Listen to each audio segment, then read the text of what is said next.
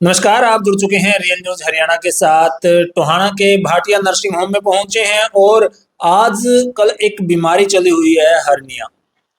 देखिए, पहले हर्निया का ऑपरेशन होता था, हाथ से ऑपरेशन करवाते थे। टांकों में पस पड़ जाती थी, खून आता था और दर्द बहुत ज्यादा होता था। लेकिन भाटिया नर्सिंग होम अब दूरबीन से ऑपरेशन करने यहाँ शुरू कर दिए हैं और आज हमारे साथ हैं डॉक्टर राहुल। उनसे पूरी जानकारी लेंगे कि कितने दिन वो हॉस्पिटल में रखते हैं मरीज को, किस प्रकार वो ऑपरेशन करते हैं और उस पर खर्च कितना आता है, क्योंकि टोहाना के अंदर ये सुविधा पहले बहुत कम देखी गई थी और लोग भी बहुत कम इसके बारे में जानते थे। डॉक्टर साहब, सबसे पहले रियल न्यूज में स्वागत है। नमस्कार सर। और अब हर्निया के बारे में क्या बताएंगे? हर्निया कितने प्रकार का होता है और यहाँ जो दूरबीन से ऑपरेशन शुरू किए हैं उसके बारे में क्या जानकारी देंगे? नमस्कार सर। सबसे पहले तो थैंक यू जी। और हर्निया नॉर्मली जो हम हर्निया ऑपरेट करते हैं यहाँ पे वो नॉर्मली 3 टाइप के होते हैं। इंग्वाइनल हर्निया जो नीचे बनते हैं और एंटीरियर एब्डोमिनल वॉल के हर्निया वो नॉर्मली 2 टाइप के रहते हैं, जिसमें एक तो हमारे नाभि के आसपास अम्बिलिकल या पैरा अम्बिलिकल हर्निया हम उनको बोलते हैं। तीसरा, अगर किसी का पहले ऑपरेशन हुआ है तो उसको इंसिजनल हर्निया हम लोग बोलते हैं कि किसी का पहले ऑपरेशन हुआ है तो वहीं पे हर्निया बन गया है, तो इंसिजनल हर्निया। तो नॉर्मली मोस्टली 90% हर्निया ये तीनों ही होते हैं और नॉर्मली इन्हीं का ही ऑपरेशन होता है। और पहले ये वाले हर्निया हम सब चीरा लगा के और फिर हम मैश लगाते थे। मैश जो जाली हम लगाते हैं हर्निया में कि हर्निया दोबारा नहीं बने, तो उसको हम मैश बोलते हैं।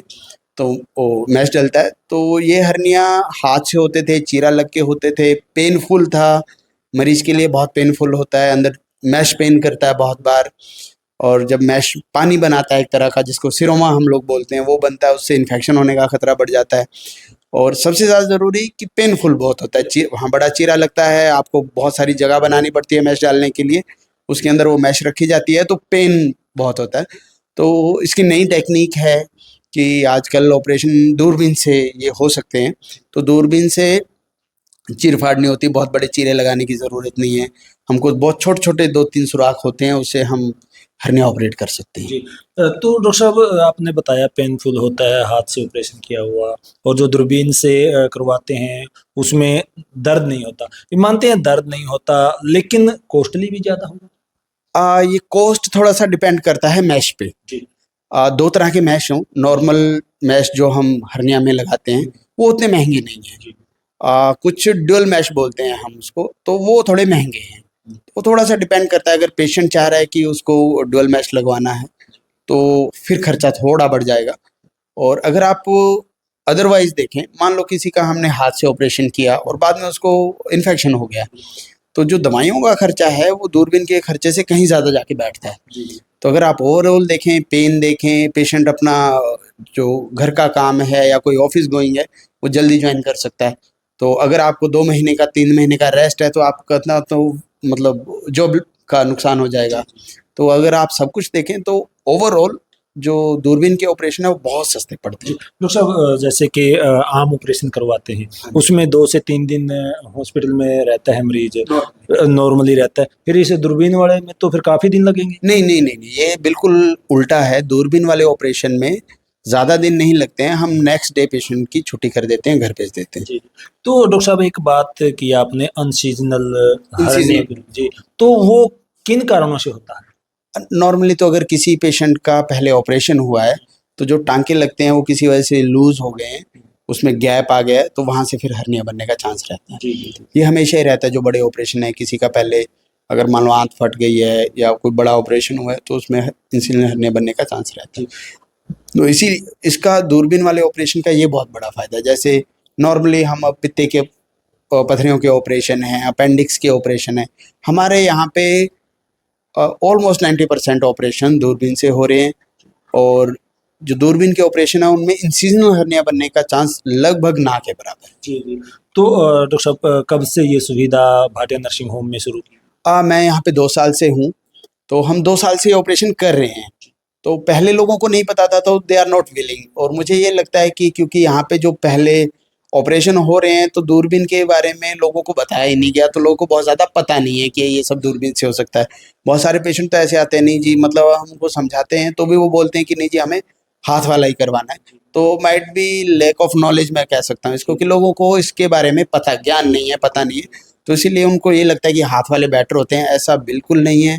जो ऑपरेशन दूरबीन से हो सकता है वो हमेशा ही ज़्यादा बढ़िया है हाथ वाले ऑपरेशन से, बहुत मायने में बढ़िया है। दर्द में, दोबारा दिक्कत होने में, अच्छा जख्मों में रेशा बनने में, तो ये दूरबीन वाले ऑपरेशन मच बेटर एज तो कम्पेयर। डॉक्टर साहब अगर बात करें जैसे कि टोहाना क्षेत्र के लोग हिसार, चंडीगढ़ या दिल्ली के लिए इस प्रकार के ऑपरेशन करवाने के लिए जाते थे, तो अब नहीं जरूरत पड़ी? नहीं, मुझे नहीं लगता, क्योंकि पहले हमारे यहाँ पे ये सब होता नहीं था। बहुत कम लोग थे जो ये कर रहे हैं, और जो नहीं कर रहे हैं वो इन चीज़ों के बारे में बताते नहीं हैं लोगों को, क्योंकि वो खुद नहीं कर रहे हैं, तो इसीलिए वो मतलब प्रोपेगेट भी नहीं करते हैं कि हाथ वाला ही बढ़िया करके। तो अब होने लगा है, नए बच्चे आने लगे हैं। ये टेक्नोलॉजी थोड़ी-सी नई है, जो पुराने लोग हैं उन्होंने ये सब या तो बाद में सीखा है, या तो कुछ लोग हैं जिन्होंने अभी भी शायद नहीं सीखा है। तो इस वजह से पहले हमारे यहाँ पे दूरबीन वाले ऑपरेशन होते नहीं थे, तो अभी पिछले 5-10 साल से होने लगे हैं, तो इम्प्रूवमेंट भी आ रही है। अभी लोग आके पूछते हैं जी दूरबीन वाला ही करवाना है, तो ये शायद इसीलिए भी है कि दूरबीन वाले ऑपरेशन होने लगे हैं।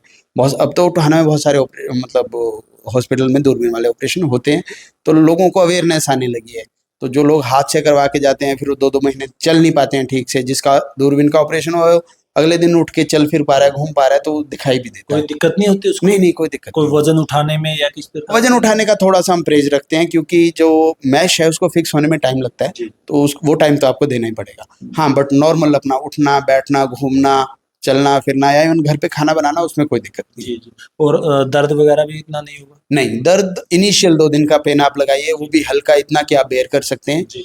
नॉर्मली पेन पहले 3, 4, 5 घंटे का ही रहता है, उसके बाद पेशेंट इवन उठ के खुद घूम फिर सकता है। ये ऑपरेशन नॉर्मली जी में होते हैं, मतलब पूरी बेहोशी में होते हैं, तो पेशेंट को चलने फिरने में भी कोई खास दिक्कत नहीं आती। 4, 5, 6 घंटे बाद हम पेशेंट को चला फिरा देते हैं। जी, थैंक यू सर इतनी बड़ी जानकारी देने के लिए। तो ये डॉक्टर राहुल हमारे साथ मौजूद थे और इन्होंने बहुत बड़ी जानकारी दी है। अगर कोई भी व्यक्ति या आपके आसपास में इस बीमारी से अगर कोई जूझ रहा है, तो वो भाटिया नर्सिंग होम टोहाना के अंदर आप संपर्क कर सकते हैं और डॉक्टर राहुल यहाँ मिलेंगे, तो आप इस दर्द से छुटकारा पा सकते हैं।